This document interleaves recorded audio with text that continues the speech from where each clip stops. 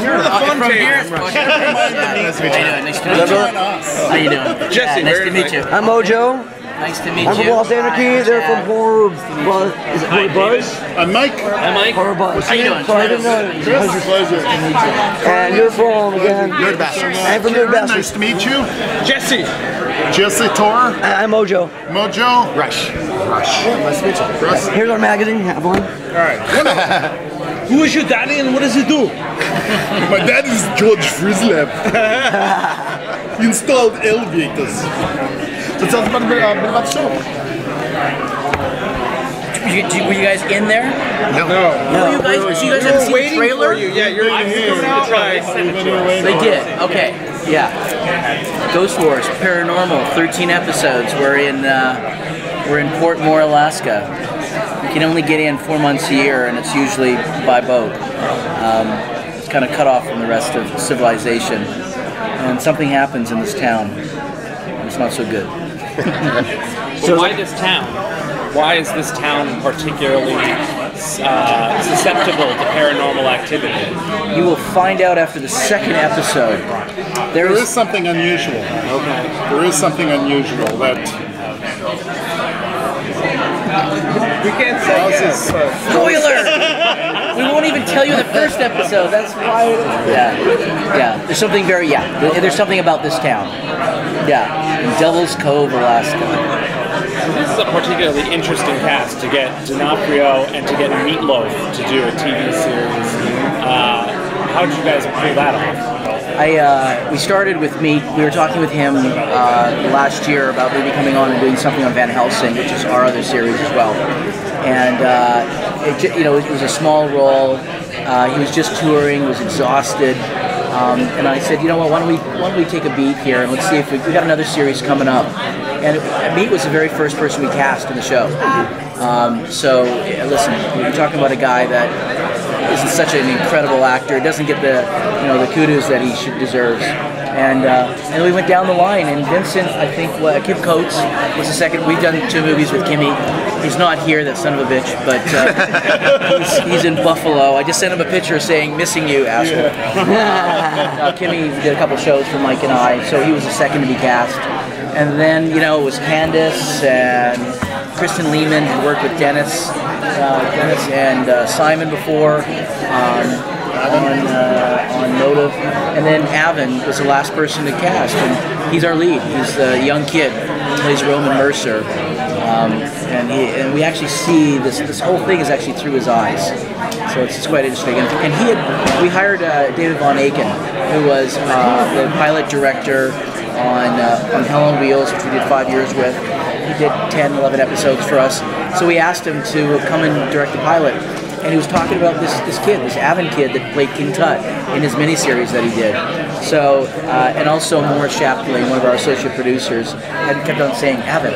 I didn't even know his last name, Avon. You should really see this guy. So, it comes together as a committee. Of course, both Netflix and Syfy have to approve these names.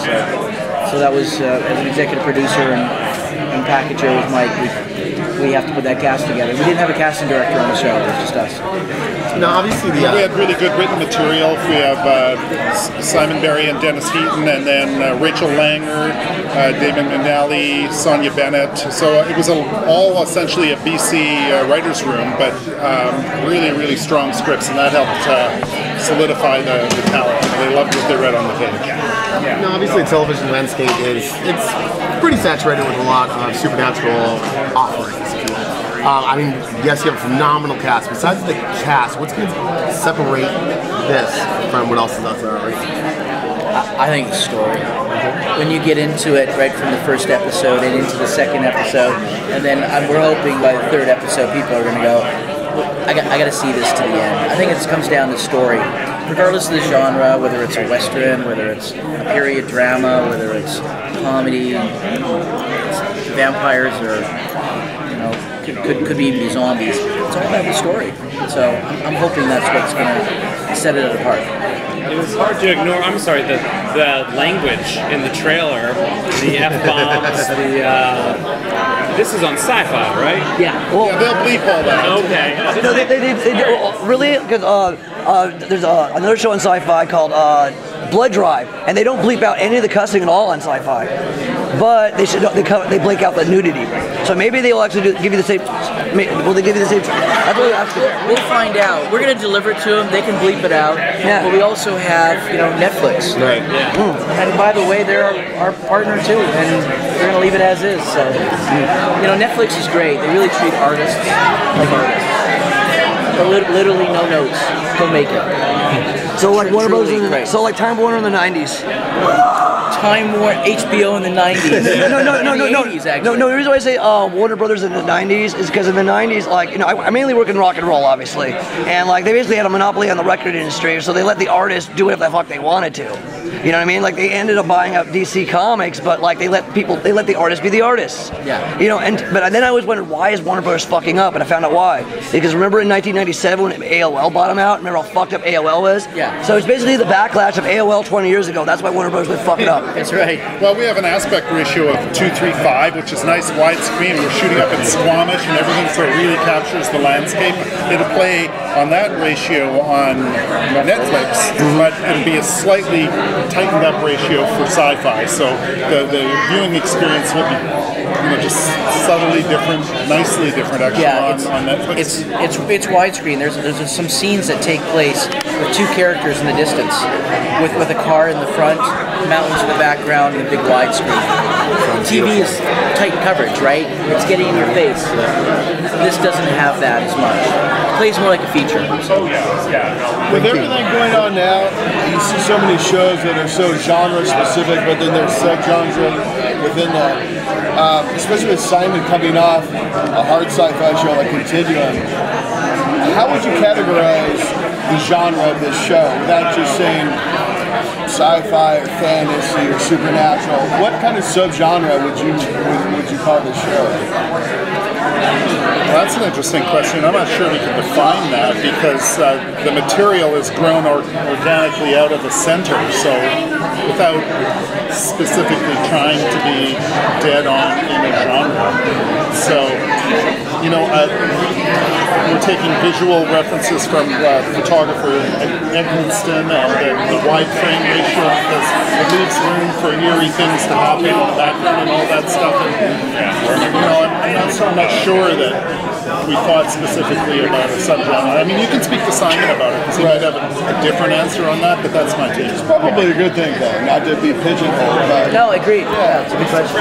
Okay, we're getting punted. Pleasure. Hey, don't forget your magazine. Thank stars. Thank you, keep man. it. All right, thanks, man.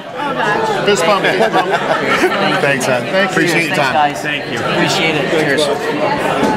All right. Ask Dennis that question. All right. Who are you and what do you do? Hello. I'm in the 6th zone. All right. And for you, my friend. For you. Hey, awesome, thank you.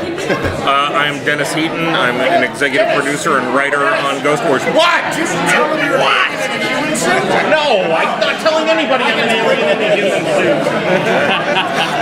Now it's out of the bag, though. Yes, now it's out of the bag.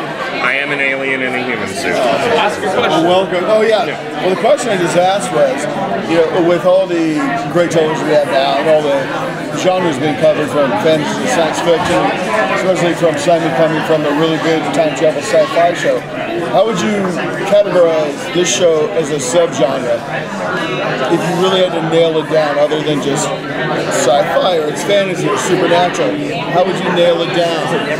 And if I had to get really specific, I'd say it's like, for me at least, like what I bring to the table when I'm sitting down to write my episodes, it's an homage to 80s horror.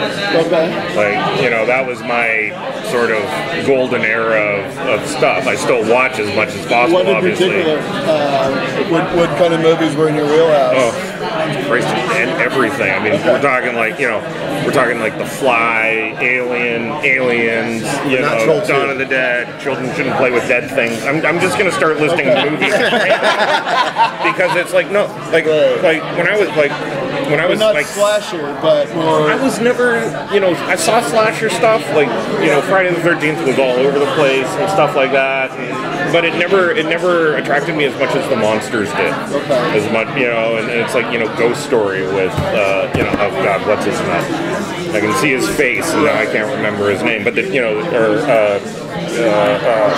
just had it, the redheaded guy, and then the changeling, all that kind of stuff, right? Like it was all in there. Like my dad would wake me up when he'd come home from night shift, and we'd watch, them and Invasion of the Body Snatchers and all the old '50s stuff, at like 12 a.m. out of Seattle, Washington. So it's like, it's always been sort of part of what I love doing. Like when I wrote Fido, that was basically like because I loved Night of the Living Dead so much that I wanted to do my own zombie movie.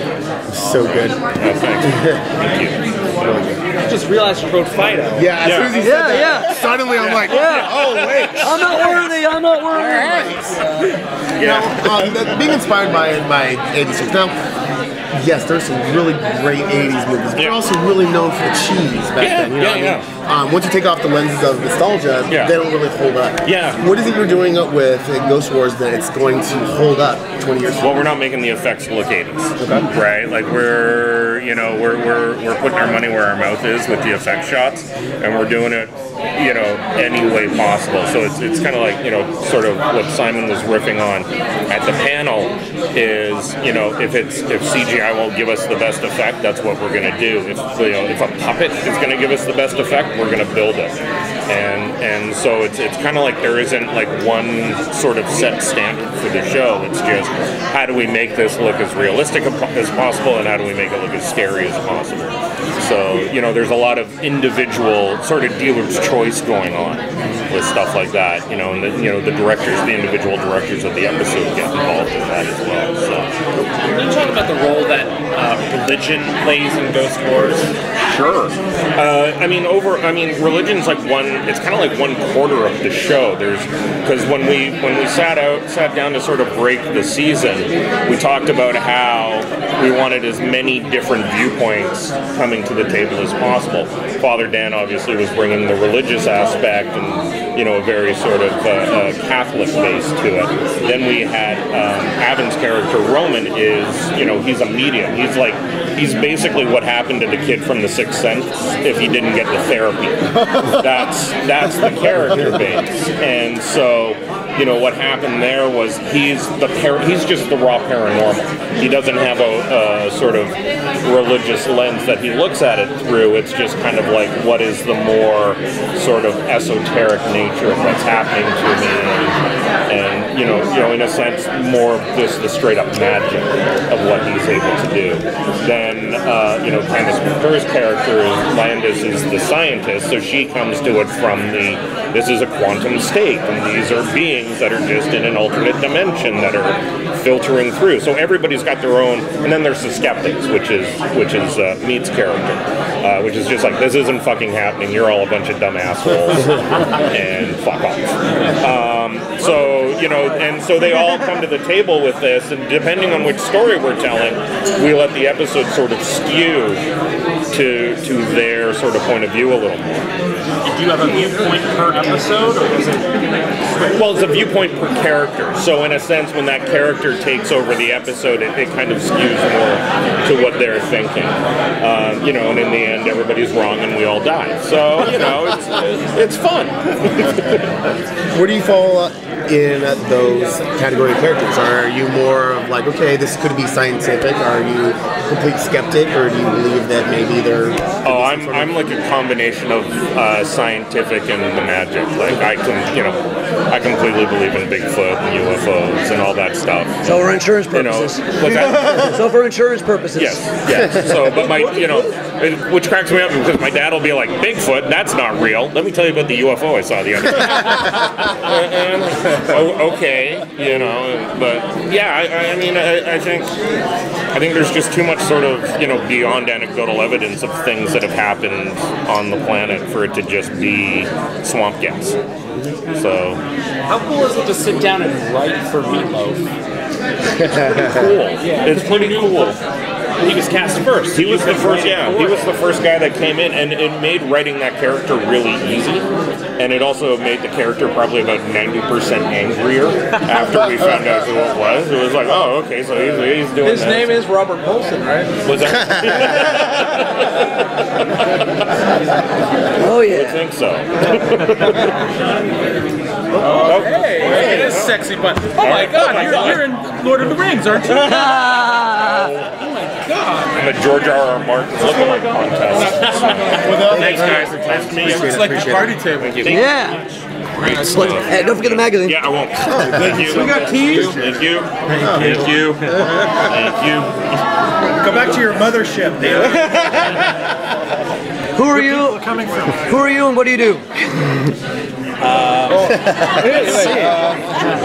That can go many And ways. for you, my That can be friend. any way I want right Who now. are you and what do you do? I'm just a humble writer who got I caught up almost in this accepted crazy an award world. at the Eisners last night. Oh, Only to be a dick. But I didn't do it.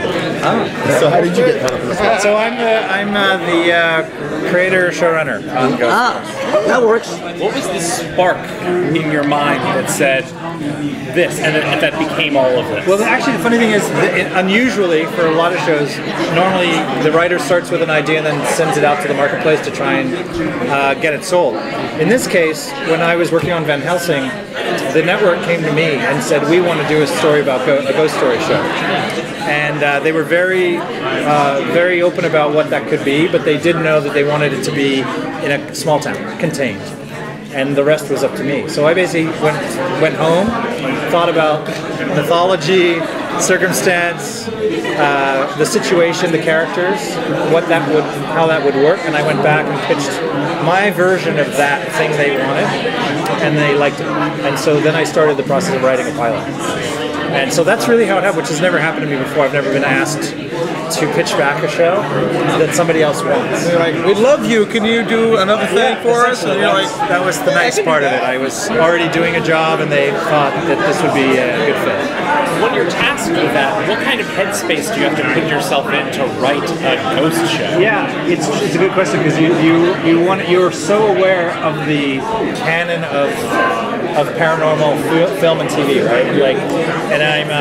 But I also realized I had to be true to my tastes, and I grew up in the 70s and 80s. So for me, it was all about John Carpenter, Sam Raimi, George Romero, John Landis, Stanley Kubrick, Roman Polanski.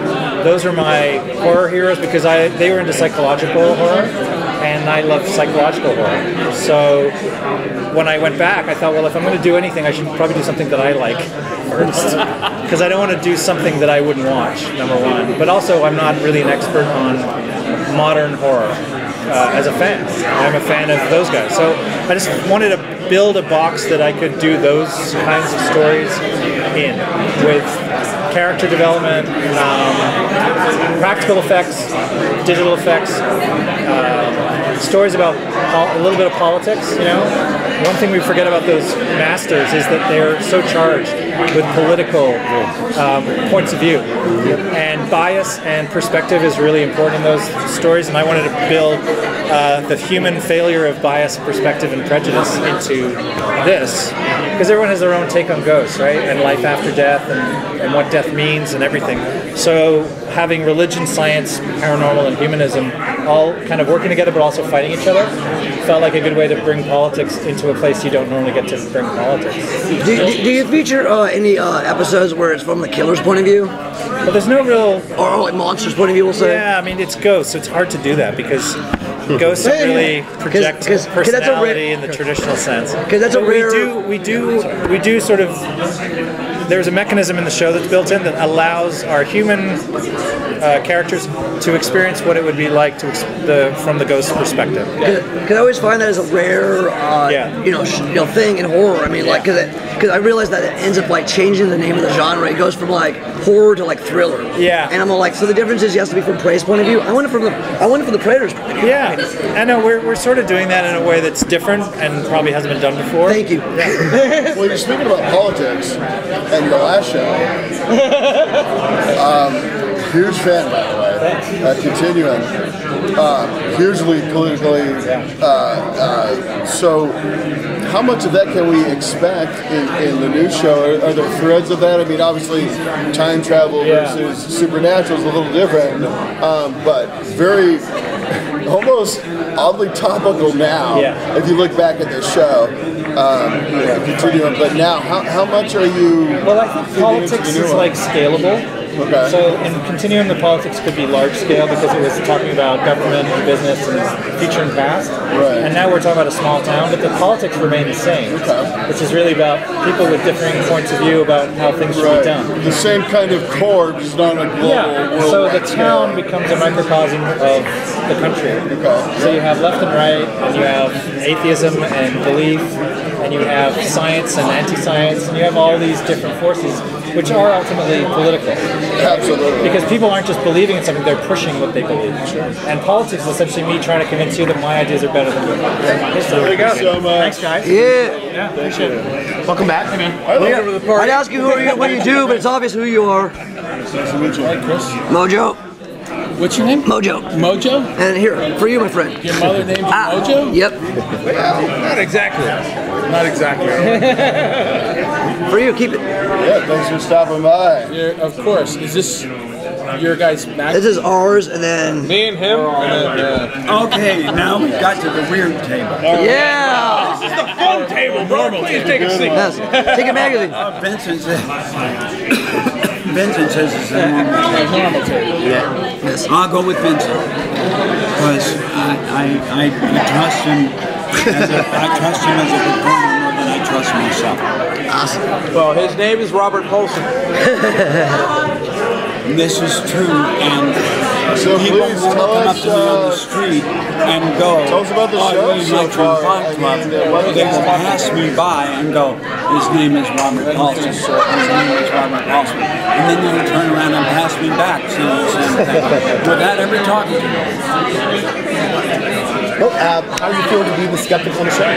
What? How is it being the skeptic of the show? As opposed to being one of the believers that believes it could be science, it could be paranormal. How does it feel being the one that doesn't believe? Oh, no, I don't not believe.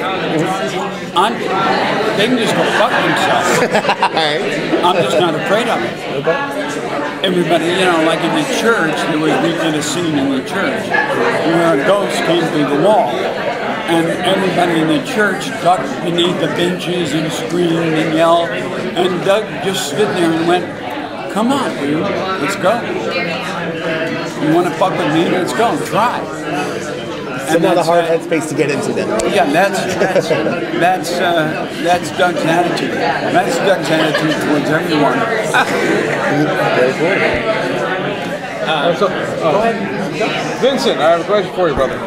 So, you were awesome back forever ago in Full Metal Jacket. That was like early life for you, and it seems that you've had a regrowth because you have.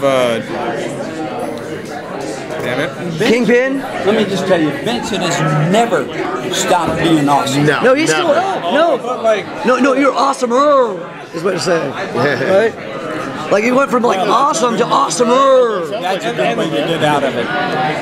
yeah, you're awesome, brother. You're awesomer. Your question? Right. That's my answer. I don't know what to say. So what do we have to And look I will for? double down on that. He's right, he's right. I mean, like, what do we have to look forward to in both? My question is both for this show. What do we have to look forward to in your character in this show we're doing Ghost Wars, and also in Daredevil. Daredevil, yeah. Sorry, I'm hungover. I knew But at least he's honest. That wasn't a question, right? Yeah. So Daredevil, I can't talk about. No, I'm just saying, how awesome is it going to be? Daredevil's always awesome. Oh, that's all I need to ask. And he's gonna be awesome. Gonna go. And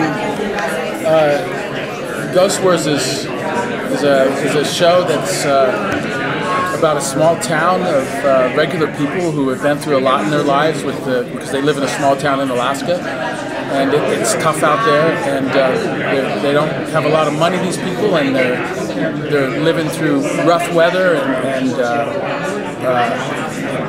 God keeps laying things on them constantly, just like most people's lives that they have to deal with. Are you listening at all? Yeah. And then suddenly this event happens in their town, and it's heavy. It's a really heavy event, and the show examines not only the horror aspect of what goes on, which is a lot of really kind of creepy, scary, gross, I could say, stuff, but the social aspect of it too, what it does to the people.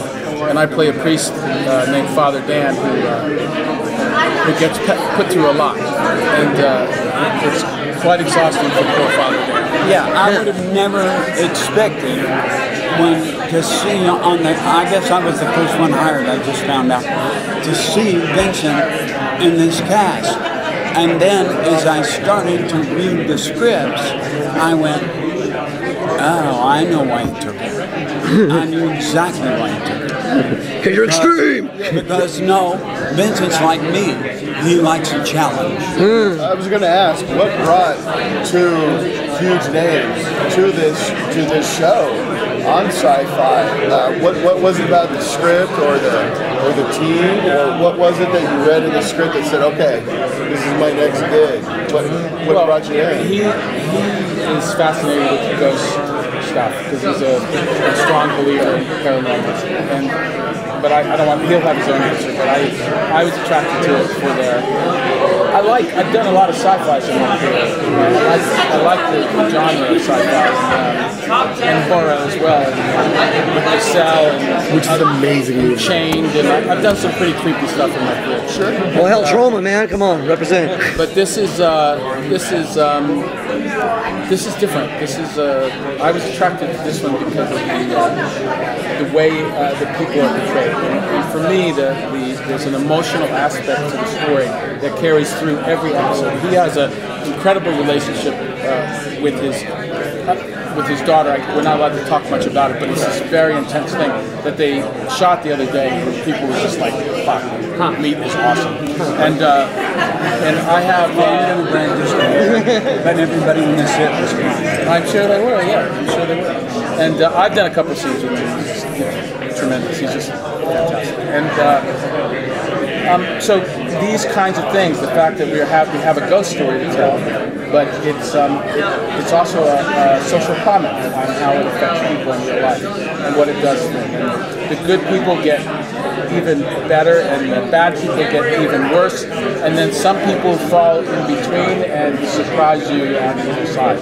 So it's a lot of crazy shit. And it's constant crazy shit. But it really is, for both of us, a challenging role.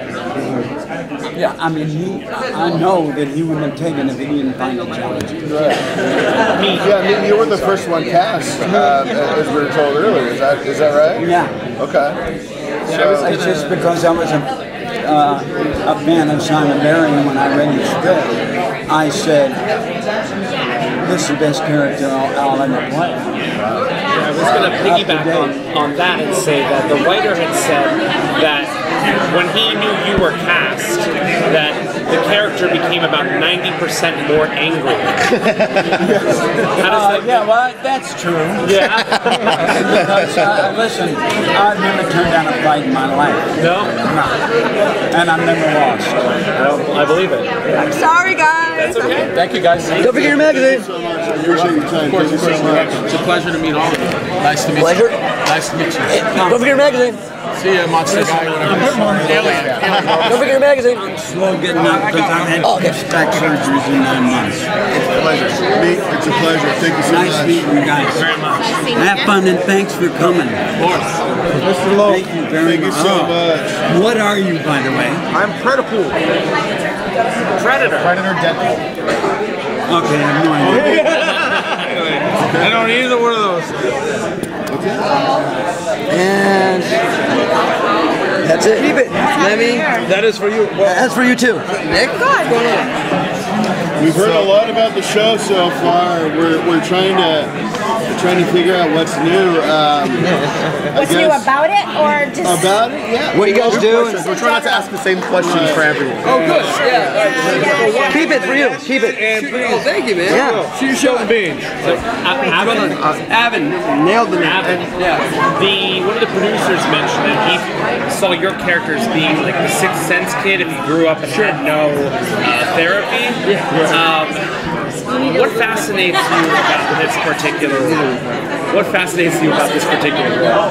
I think it's always been really interesting about this role is it's the idea of an outsider who then, due to circumstance, his thing that makes him an outsider becomes the single most important thing that this town could require. So being a medium, being an outsider, being able to speak in other realms out of nowhere becomes the single most important thing that this town could need or require. As this rift breaks open, as these people start kind of transferring over into our perceivable reality. So that's what I kind of liked about the idea. Like this person who's like, it's kind of bored by it. It's kind of exhausted by the whole idea of. Yeah, you're sort of ready to be like done with it. I was like, I've been living with this, you know? You're I'm exhausted. I know ghosts. And then... Is this a Deadpool Predator? Yes. So cool. Nailed it. Fucking nailed it. That was the next question, actually, so I'm glad you got that. I got Deadpool Predator. I feel like... I'm Mojo Diablo, and that's my magazine. That's just you as a person. And this This is everyday. I'm my own. Fuck with you, man. That's great. I mean, this is literally my regular look. Yeah, right on. They give me shit at the Rainbow if I don't look like this. Exactly. How's that at Starbucks for you? What? How's that at Starbucks for you? I don't really go there. Good, probably. It's like coffee. Yeah. I gotta tell you, my daughter's a huge fan. Oh, wow. Freaking victorious. Cool. You know, you have now made me cool just by being here, so thank you. Now, obviously, two completely different roles. Two worlds apart. I think they're similar. Yeah.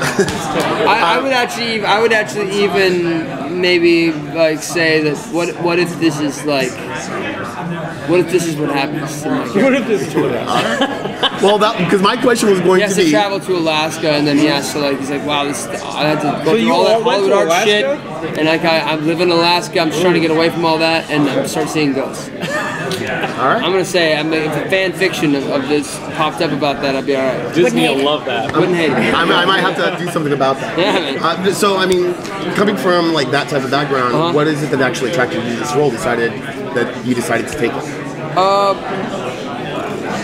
I just, as an actor, I think that the idea is to spin the wheel as hard as you can, and then, and maybe it's this role, maybe it's that role, like just things that scare you, things that you haven't done before, and that's the idea. Like if you can continue to do things that you've never done before, that's the idea.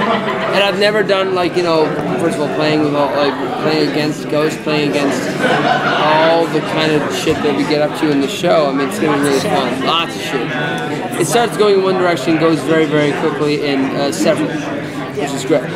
And so anything that you've ever thought about, like, oh, this is what a paranormal show is supposed to be about, it's one lens of it. It's not about that. It's about science. It's about religion. It's about the paranormal aspect of it. It's about all these different versions. Personal fears and demons. Personal fears and demons. All of it. Real or unreal. You're on Syfy. Probably. Are we? Is that what it is? Simon, are we sure? If you take a look, their Golden Goose was Battlestar Galactica, right? Obviously. Can you take the mantle? Do you think this show has the legs? Can you be the next BSG? That their second coming, as it were. Can this be the next show, do you think? I feel like that's Syfy's problem. I mean, Yeah. I feel like that's Syfy's problem. It might be good, but Listen, when Battlestar Galactica came out, we got shit reviews. They hated the way it was shot. They didn't get the thing. They were like, "What is it, space opera?" I mean, we got lambasted when we first came out. Well, come on, Syfy's the same channel that's wrestling for fuck's sakes. Yeah. Right? But And it's called Syfy. Right? it blew up. So maybe the fans decide. Well, I think that there's so many platforms now. Right. So with Syfy, look at any network show. They're up against it. But they're also doing Syfy. Well, like I say, is that Syfy All channel. these shows, like these high concept Syfy channel. sci-fi shows. But you're on the studio, you're reading the scripts, you're Yeah. doing the scenes. Are you feeling it? I mean, obviously, the show sucks. We'll walk away. But no, can you see this being the next? You hold on to something. You said something really interesting about that. Well, there are Or similarities what to sets me. it apart? I guess. I mean, I can speak for my experience of both the shows that you're talking about. And the similarities to me are a natural synergy that came together amongst the cast members almost immediately. I know we're kind of working in our groove at the moment, and we've definitely, I think, found that, but it was palpable the minute we sat around the table that there was an implicit trust for the person sitting Working across towards from you. a common goal. Yeah. So like Monty Python. Exactly like Exactly, Monty Python. We're a spookier Monty Python. And that everybody was really behind the I've material. always thought about spookier Monty Python. That it seemed obvious, but once you really started digging in to the characters and the world as a whole, that there were surprises and turns in there, even for us reading it. That there was a possibility that here something opens up conversation about that it's not just a superficial creep you out late at night kind of show. It's not pretty people screaming. It's for a totally different network. Pretty people screaming. Coming this fall. People screaming. I really have my team over it. Actually, I'd watch the shit out of that You know, show. People would be on it. I'd watch the shit out of that show. Now to kind of piggyback onto what he was just asking, is this a role that both of you feel you can wear for a few years, or do you kind of feel that it might get a little bit heavy? I think there's so much evolution. I mean, for me in particular. And I also feel like it's kind of hard to even like, I don't even say like, yeah, I'm going to do this. It's not like. You gotta be in it right away. You gotta be in it or not. Like you have to be in it. You gotta be in it right away. That's not a thing. Because it's potentially a decade of your life. Cool. So then you have to think of it that way every single time. Every single time. Yeah. Candace, can you tell us a little more about your character? Because I feel like that's the one we haven't heard much about so far. Oh, that's weird because I talk about it all the time. Following you on Twitter right now. Right. Oh, please follow me. No, I really have to engage more on Twitter. Ask me questions because I don't know. She's a theoretical physicist. We sort of find her on her back foot. She's seen as a failure within her community, and she takes this job as a way to fight her way back to credibility. She's a failed physicist? She's a failed theoretical physicist, essentially. Are they all just? How do you measure failure? I'm a rocket scientist, but I'm failed. You know, like. Well, you publish a paper and your peers tear you apart. That's what happens. You reach for a brass ring and you just fail miserably. So yeah, she takes this job as a way to fight her way back to credibility. And in the midst of that, just this ultimate problem lands on her lap. And she's really fighting to make sense of it. Is she the skeptic or a believer? You know, I would say from the scientists that I spoke to, it's never about landing in one of those planes. It's always about asking the question, right? It's asking the question in the next piece of evidence, the next thing that shows up, and then what does that mean? And you build that theory. So we're the scientific route. Well, if this equals this, then we'll move on to the next. Particularly theorists, right? Experimental physicists are like, these are the parameters, this is this linear progression of things, because this is how I build it, and here's the data that I extrapolate from it. Whereas theorists are like, what is actually possible? What is, yeah, exactly. And How do I physics shorthand these massive ideas in order to construct a world where this thing is possible? And since you two are here, how do your characters connect on the show, or if at all? Well, we're sort of coming at the same problem, but from opposite ends of the spectrum. And I'm fascinated by him. He could give a shit about me and make fun of my shoes most of the time. Are you so sharing a lot of scenes? I assume we're friends on set. And, Landis is super socially awkward, and even though he's a social outsider, he's very easy amongst people. So I'm sort People of just don't like me fundamentally. People like you, but you're not capable of actually.